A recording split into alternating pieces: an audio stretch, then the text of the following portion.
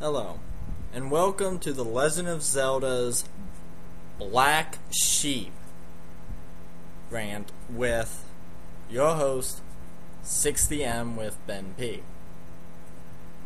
Now, there's a lot of things that a lot of people argue about for The Legend of Zelda. There's this stupid timeline, which I'm not getting into at all. I only let them deal with that. Don't care about getting into those type of troubles. There are also which game is the best of all the series. Of course, a lot of people still think Ocarina of Time is the best.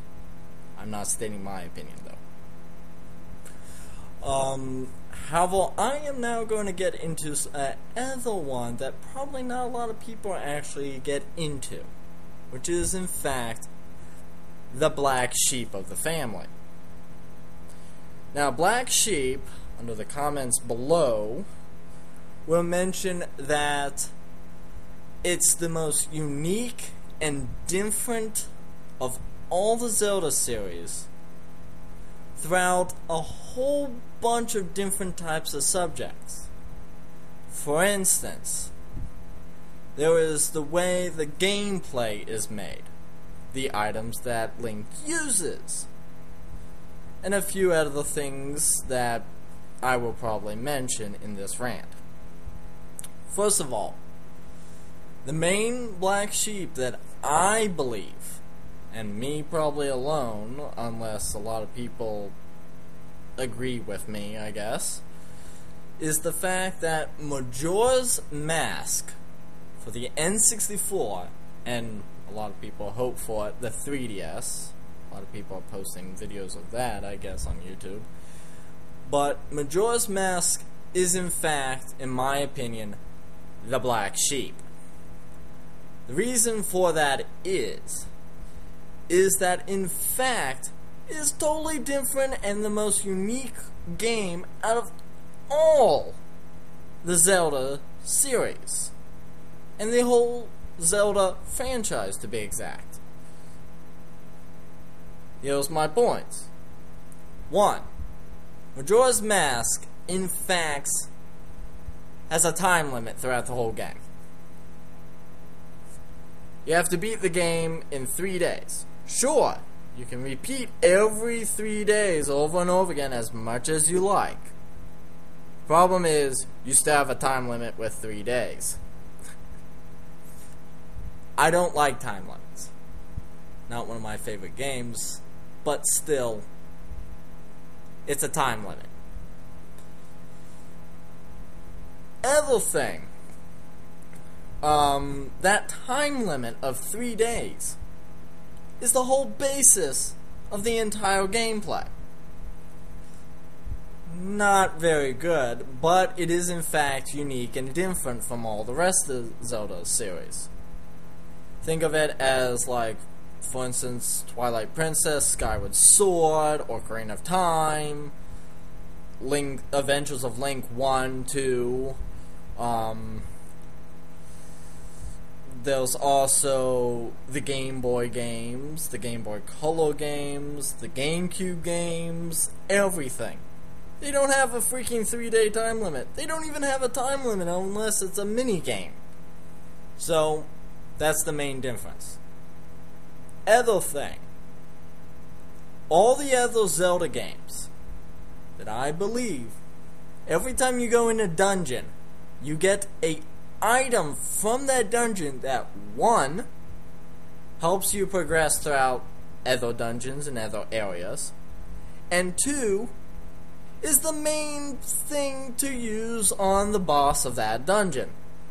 For instance, Ocarina of Time. The fairy bow in Forest Temple is used to defeat Phantom Ganon. The other one, the Fire Temple. Megaton Hammer is in fact what you use to kill the Fire Dragon. I forgot the name.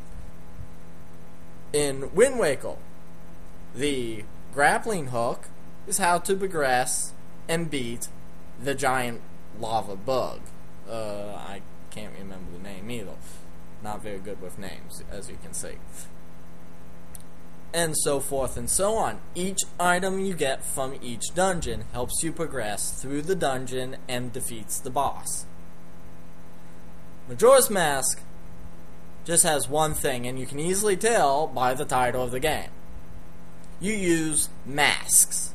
Throughout the game, you use freaking masks. That is the difference between all the other Zelda franchise games than this one. Other thing. Sure, you save a whole town and probably the world in Majora's Mask. But all other scenarios in Zelda, I do believe, is the fact that you're only supposed to be rescuing one person. One person alone in each game. Mostly it's Zelda. Princess Zelda is the one that you always have to save all but every single time. Don't know how she can constantly get captured. But, I guess you can say the same thing for Peach. Princess Peach. But if they don't get captured, then where do the heroes get their paycheck? They'll probably be out of the job. But, like for instance, Link's Awakening, you're not rescuing Princess Zelda, but you're in fact rescuing yourself from that island. All the others, it's the princess, probably. Of course, different princesses, different things, but still basis around Zelda. So throughout all these three things, note, other three things, 3-day time limit, using masks as the key items, and in fact, you're saving a whole bunch of people instead of just one. It's like, yeah, it's the most unique, it's the most different. My basis of the Black Sheep is the more than one type of unique and difference from everyone else, or every game else. My basis is, in fact, towards Wind Waker. Everyone thinks Wind Waker is the most different. It is also the most unique because of its graphics. Sure, it looks like sort of a art that kids would love more than teens and probably me, who is 23 years old. But it's still the same basis and plot and design of gameplay as all the rest of them except for Majora's Mask. You're saving the princess, but at first you're saving your sister. See? One person first. When you find out where Zelda is in the game, then in fact you've already probably saved your sister. Thus, you finish saving one, now you have to find another person to save their sorry butt off. But anyways, also each item you get in a dungeon helps you progress further in the game and in that dungeon. The only difference is instead of having land mostly, it's sea and the graphics. That's it. That's only two. Other thing, Skyward Sword may be different. Remotion Plus helps you control every bit of the sword instead of Twilight Princess, which is you just wiggle the remote and boom, you just slice everywhere. Certain buttons on the nunchucks and the Wii remote does different slices. Also, the fact that in Skyward Sword, you have a stamina gauge. Plain and simple. Also, the artwork. But I count artwork not inclusive as much as the most unique of gameplay. Gameplay is more important than artwork when it comes to uniqueness. That is why I, in fact, think Wind Waker only has one difference because of the sea instead of the land.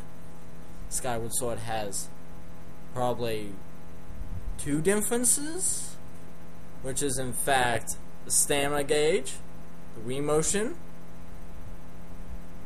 I mean, you're still on land technically, even though the big world around is sky. You don't do much in that sky. You just move to island, which, what is an island? Land! So, I don't count the sky as a difference. Just think of it as the sea, but you don't do much in the sky that you do in Wind Waker in the sea. You can even fish in Phantom Hourglass, and you can also scavenge in Wind Waker. More on sea, because sea is basically the whole land of that game, when sky is not basically the whole land. It's the islands and down below. Below the clouds, I mean.